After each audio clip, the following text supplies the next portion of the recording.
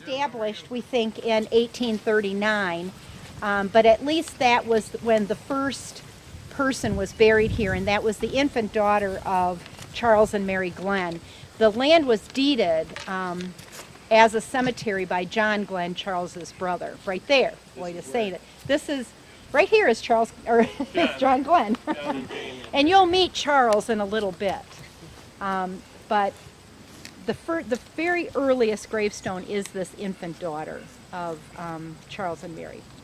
So our first residence is the Embrys. By George, look at that. We have visitors. We don't get too many visitors in this little cemetery tucked away in the woods. My name is Leonard Embry. And Minnie, my wife, you're supposed to interrupt and say, my name is Minnie. My name is Minnie.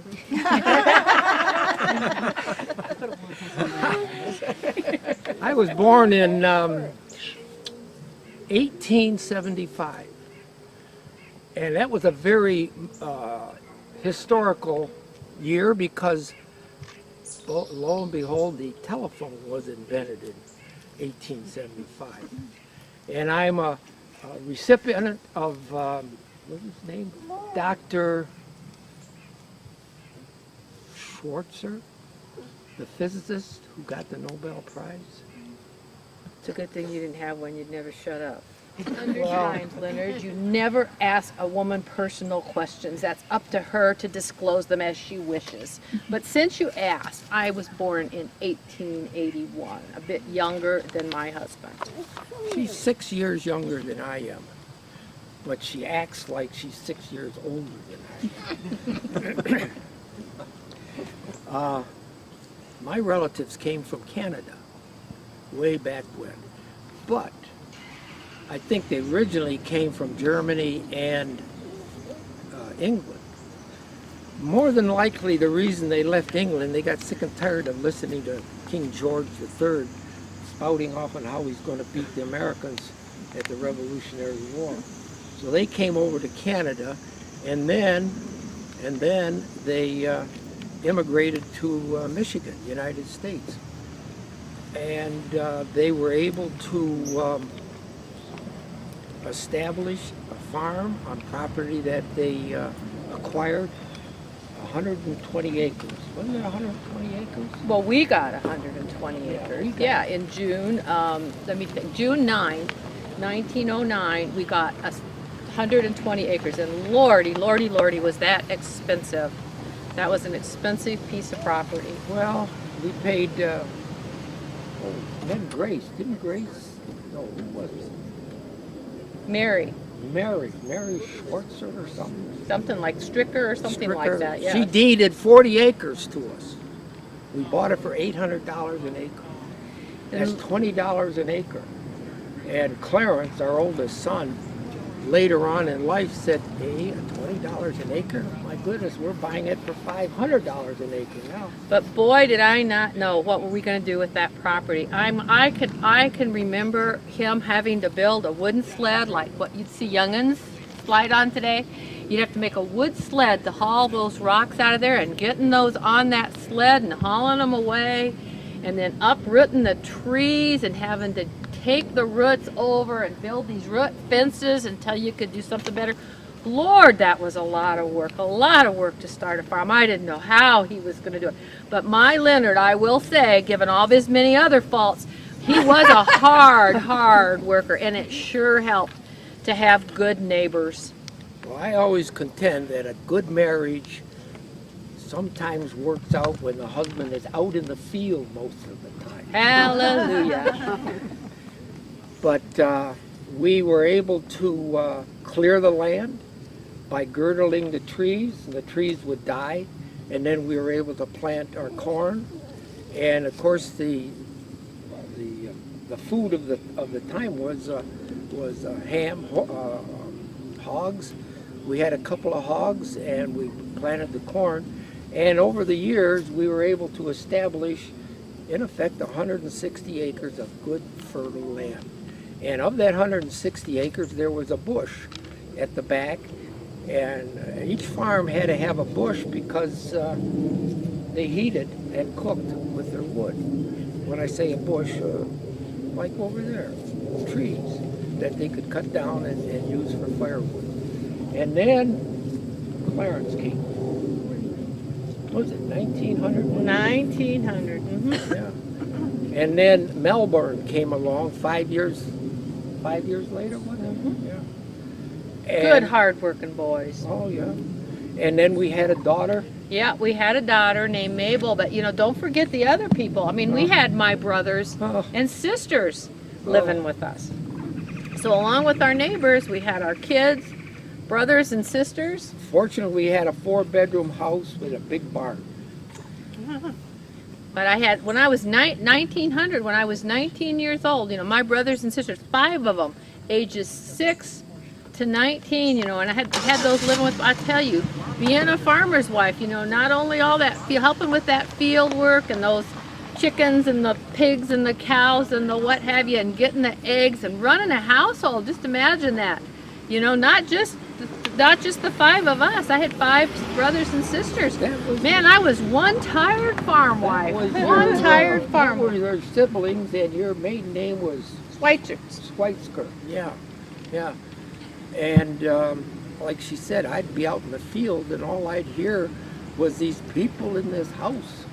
I mean, can you imagine? What would it be about 7 Lots. 7 kids wandering around. Of course, they all on a farm. Of course, as you all know, that there's always work for everybody. Work hard, die young. Right, and that's what happened. You happen to To remember? talk to them, and they're not there. And this is the quietest Minnie has ever been all our married life. But anyway, there I am, 50-odd years old, with 2 siblings and maybe 3 or 4 of her brothers and sisters at 50 years old. And it was kind of trying because there wasn't a woman in the house. So lo and behold, 1929. You remember 1929 was the time of the big depression when everybody was out of work. And so what did I do? I went and married Grace. Did you now? That must have been some union with that tart. Amen. Well, fortunately or unfortunately for Minnie and unfortunately for me, it only lasted 5 months. She was a farmer's daughter, and she married a farmer, but she liked the bright lights of Jackson. So what did she do? She sold, she sold acreage of her farm that she had inherited to Clarence. Clarence was at that time working on the Michigan Central Railway. And, he was oiling the bearings or some crazy thing. And he came to me and said, Dad, I'm going to buy Grace's property. And I said, that's a good move, son. So he bought that property from Grace. And he turned that farm into a very, very productive farm. Fine great-grandson to be proud of to this day. And he goes to North Lake Church.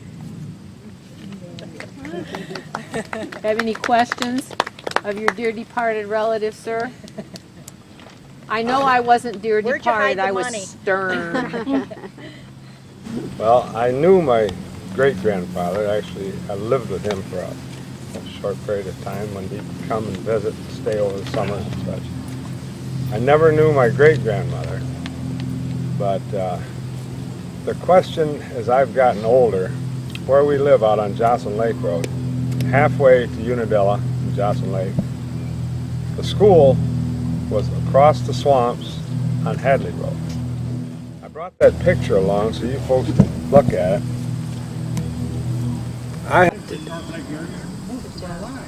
Thank you. I got your work. You got your Sunday clothes. I have a question. When you sent these little ones off to school, they walked, I believe. Now, there's no record. My granddad talks about skating, trapping, running a trap line to school. But picture January, little kids like this, walking through some of the most awful swamps north of here that go out of North Lake and off through that area.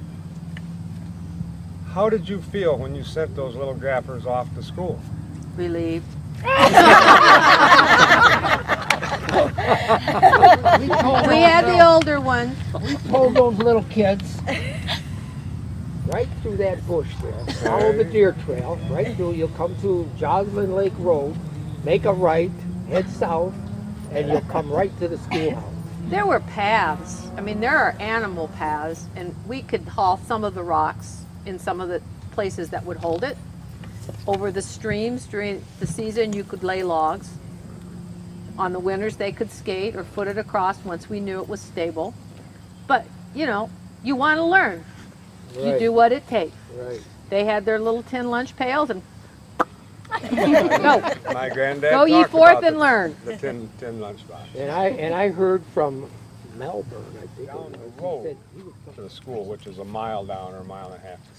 The way these kids, because it was 5 miles, if these folks hooked up a horse to take these kids to school, it was 5 miles around and 5 miles back. Twice a day, these old families didn't We ain't do doing that, honey. They We got did- too they- much work to do. That's right, they didn't do that, that's exactly right. If it got too bad, they didn't go. We didn't go. Well, thank you very much, because that's one that I've always wondered. I mean, I've spent much time back in that area, and I thought, little kids trucking their way off to Wild Goose school. Lake in, I think, 28. But I've heard my mother tell about standing in the window and watching him come home, see him from the knees down. You get a little wet, you dry out. Well, He had 2 pair of long johns. he wasn't very old. I don't think he could have tread water that Go far. with an older one. Go with an older one. We traveled through the recently settled hamlets of Ypsilanti and Ann Arbor, but we're so glad we came to this little desolate area of North Lake. It was still a dangerous trip. In case you've forgotten, there used to be Indians between here and Detroit, and a lot of wild animals. Charles had another reason for settling up in a new homestead. He had been married before, and he had 2 young children, young John and pretty little Margaret. His wife and his children died in a house fire in 1831, and at the time the family were hatching flax. My older son Benjamin and I were away on a trip at the time of the tragedy, and we decided we needed a change. And that same year of 1831, I experienced religion.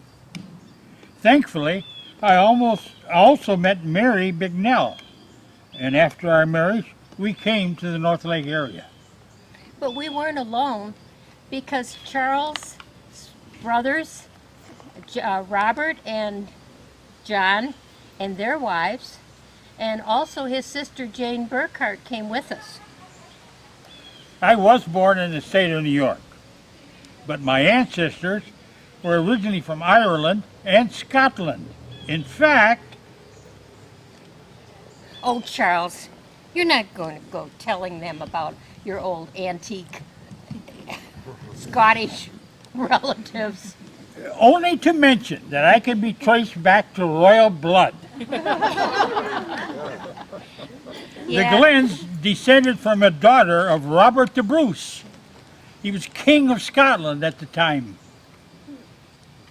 Yes, dear, these folks aren't interested in hearing about your ancestors. Please, Mary, I think people can appreciate how our family ended up in this country. That's enough, dear. You see, my grandfather, Robert Glenn, came to America in 1780 from the County Tyrone in Northern Ireland. His father had made linens, so he came to New York to sell them. There's no stopping him, is there? When we arrived in this area, Charles and his brother John took up the land here in Dexter Township, and they established this little hamlet. Mary and I had 2 children who died in infancy. In fact, they are the first bodies to be laid in this cemetery. Everyone called my husband the Reverend Charles Glenn, even though he never was ordained or trained to be a preacher. He was, however, the class leader in the North Lake Methodist Church. He carefully followed the disciplines of John Wesley and the founder of Methodism. It was important to our family to have a church. So Brother John and I established the North Lake Methodist Church in 1836. This cemetery was also established at that time, even though it's completely separate from the church, but was owned by our family. We were all in desperate need of a building and a school, so Charles and his brother John built a little 20 by 26 building near the North Lake. And it was practical to have a multi-purpose building in our area, but it soon became very crowded. That was a responsibility we had to look forward to. But I did enjoy the weekly meetings at the home of John. In fact, if I remember correctly, there were about 12 people in the first class. In fact, a number suggested by John Wesley. You know, I heard that this building is still serving the community today. In 1866, the church was completed. In fact, we hired a local funeral director, who was also a carpenter on the side, to construct the building. In fact, you may have heard of him, Frank Staffen. You know, I was warmed because much of the community referred to me as Granny. Charles, do tell them what they put on your tombstone. Well, I preached many sermons at North Lake, and sadly I also performed many funerals. In fact, over 100. Here we are surrounded by relatives and friends. In fact, we understand that the Glenn name is still prevalent in the area, and many of our descendants still reside here. Charles, are you going to tell them about what's on our tombstones? Well, Mary, this is just hearsay, but the marble stone reads, "He rests from his labors, and his works do follow him."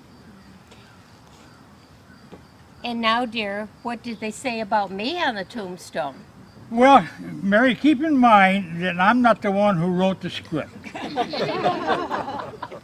About Mary, it says, she did what she had should. And I appreciate that. After all, what more could anyone do? Isn't it good that we both now rest from our labors? Actually, I'm ready for a rest right now.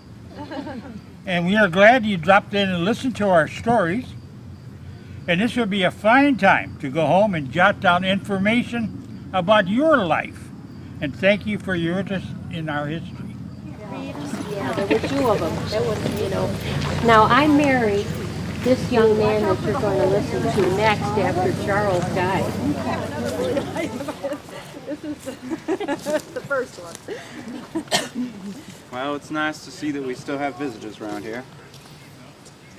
My name, as you might recall, is William Eisenbauer. And you may have seen many different people from many different places. I myself came with my 10 brothers and sisters when I was about 8 from Germany. And we settled and made our home over in Sylvan Center. Now, it was about 1915 when I met my wife, Jessie, and we settled in North Lake. Now, me and Jessie, we had 2 daughters and 4 sons. One of my sons, Frankie, died when he was just 2 from appendicitis. Now my boy, Lynn, he went on to be a carpenter and an engineer, railroad engineer that is. And my boy Warren and Leslie, which is buried over there, they stuck around to help me with the farm. I might appreciate that. Now my 2 daughters, Hazel and Viola, they went off to be school teachers. And Viola actually married Bill Schultz, if you know Bill Schultz. Now, my farm ran all around down this area here. From the corner, North Territorial, all the way up to the golf course here. Now, we had 20 cows on that farm, and my 2 sons and I would milk them by hand every day. In fact, we only took off 1 day every 3 weeks. Now, once we finished milking them, I would take the milk over to a creamery. And then my grandsons, Bill, John, would take cows back over North Territorial. Now we also had another barn, much larger barn over there, where we kept supplies mostly. There was actually about 200 ewes there and 8 horses that we kept. But it was mostly for the hay and wheat that we kept for feed. Now one day that hay caught on fire and the whole big barn burned right down. Now my boy Warren had actually gone to school that year, but he had to come back to help me rebuild the barn. So we rebuilt the barn onto the side of the hill, with one of the walls being stone. Wouldn't catch on fire as easily.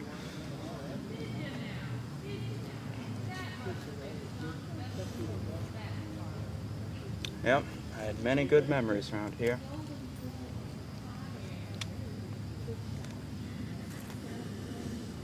Now it was just about 1952 when I succumbed to cancer, and my boys had to take over the farm. So I myself did quite a bit in my life, and I had a very fulfilling life myself. And I'm ready to rest. Thank you for coming and hearing my story. Did you have anything to add? We have here another Mr. Eisenbizer. Still the living one, anyway. He did a good job. Yes, that was very good. We're going to meet Mr. Whalen right in back of you. Right here. You just kind of turn around. Whaleyan's over here. My name is Richard Whaleyan, and like many of the people here in the North Lake area, I have ancestors that can be traced back to Europe. In fact, my father, he came here to the United States when he was just but a lad, and he came from Ireland. And when he came here, he became a noted sculptor. And as a sculptor, it took him from places such as New York all the way down to New Orleans. In fact, in New Orleans is where he met Mother. And he married Mother, and well, unfortunately my father died when I was but 10 years old, and it was very hard on us. And what we ended up doing is Mother moved us from New York all the way back over here to Michigan. It was about that time, 1862 to be honest, the war was engaged. In the Civil War, I decided to enlist. When I enlisted in the Michigan Cavalry. 7th Regiment, Company E. I was but 17 years of age. There were others here from Michigan as well. In fact, one of my good friends, Orange P. Noah, can be found here in this cemetery as well. 1862. There were many, many battles that I was involved in. In fact, by my best recollection, it was almost 40 battles. There was the Battle of Boonesboro in Virginia. There was the Battle of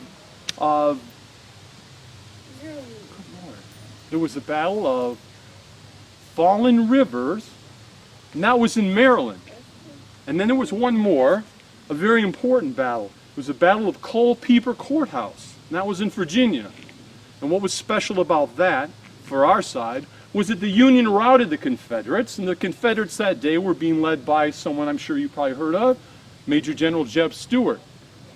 But on the side of the Michiganders that day was none other than General George Armstrong Custer.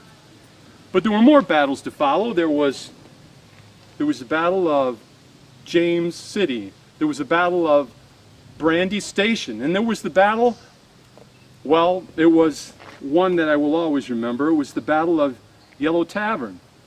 Because at Yellow Tavern, though we did finally get rid of Mr. Jeb Stuart, at that time I was captured. And when I was captured, they marched us. And they marched us where? But to Georgia, to the infamous Andersonville prison. It was the summer of 1864, and I remember it quite well. It was horrible. It was absolutely beyond one's ability to really recall. It was 20,000 men. 1 out of every 4 of us would eventually succumb to either disease or malnutrition.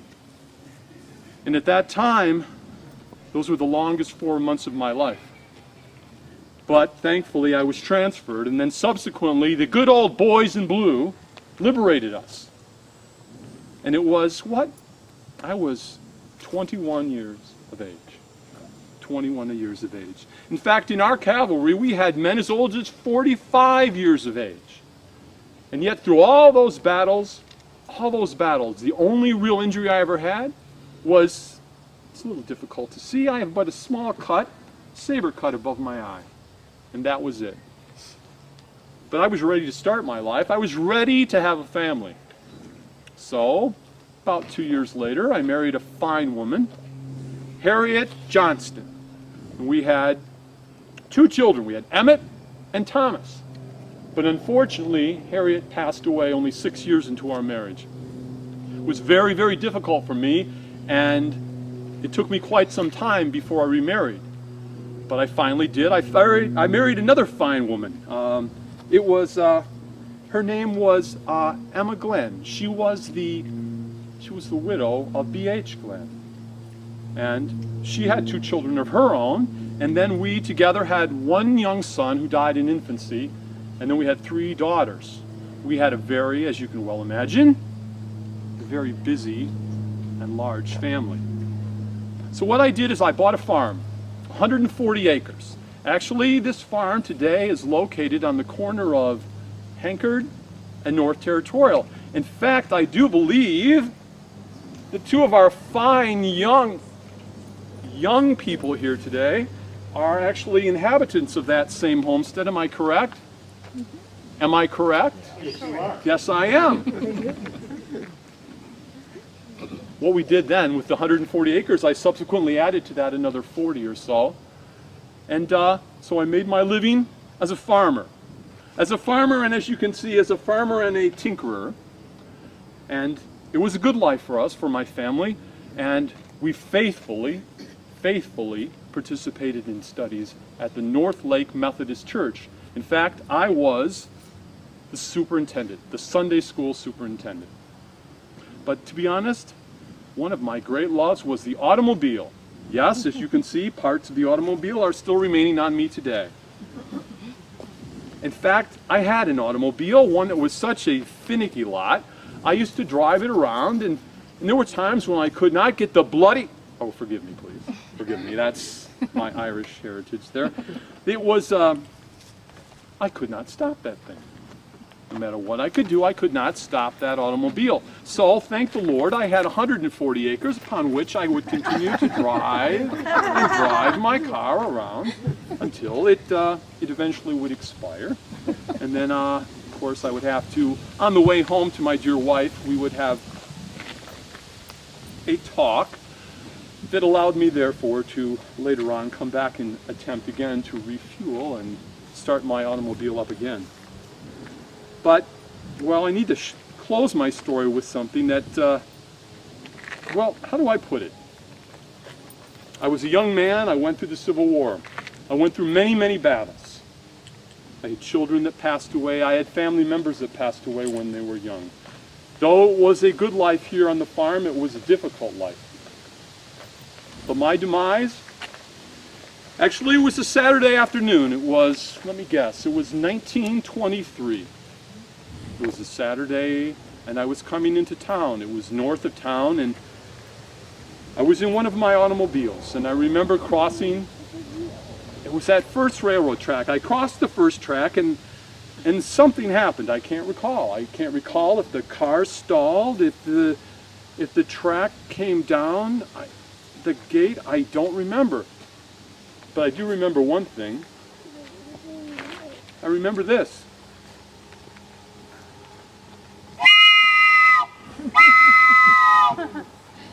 I do remember that quite well. And unfortunately, that has found me here today amongst these other fine men and women. But I did hear that Orange P. Noah, the fine gentleman who accompanied me in the war effort, has stated to me that he is tired of losing gin rummy for the last 20 years. So I will have to return to my resting place and join him once again and let him see if he can bring up the ante a little bit. Thank you for listening. This was restruck by fast train. Richard Whalen, age 78, of North Lake, was instantly killed Saturday afternoon about 12:45 o'clock when the automobile he was driving was struck by a fast Michigan Central train at the crossing on Main Street. Funeral services were held this afternoon at 2:30 from the North Lake Methodist Church, Reverend Harvey Pierce officiating. Burial was in the North Lake Cemetery. A firing squad from Herbert McCune Post of the American Legion accompanied the body to the grave. Now you know. He didn't hardly leave him anything, but he mentioned someone went into the little town where he's buried. This is my father and mother, Helen and Ronald. Okay, This is my father's father and mother. okay, This is my father's father and mother, Ninabel and Ernest J. Cook. And this is my grandfather's father and mother, Nettie and James. And there's the Hudsons that are their cousin. And back behind there, the Wilson, that's my father's sister and her husband. And over where it says Madison is my father's other sister. And her husband. Glenn. This Mary Glenn was a Hudson. Her name was Mary Hudson when she married Robert Glenn. So this is the same family. This is my great-great-grandfather. His daughter, Lillian Antoinette, or Nettie, was my great-grandmother, and she married James Cook. Okay, and their son Ernest Cook was my grandfather, and their son Robert was my father, who was named after. His name was Robert Cook. His name was Robert Cook. So your maiden name was Cook. That's correct. I see. That's correct. All these names keep changing. And unfortunately, there was my great-grandfather was only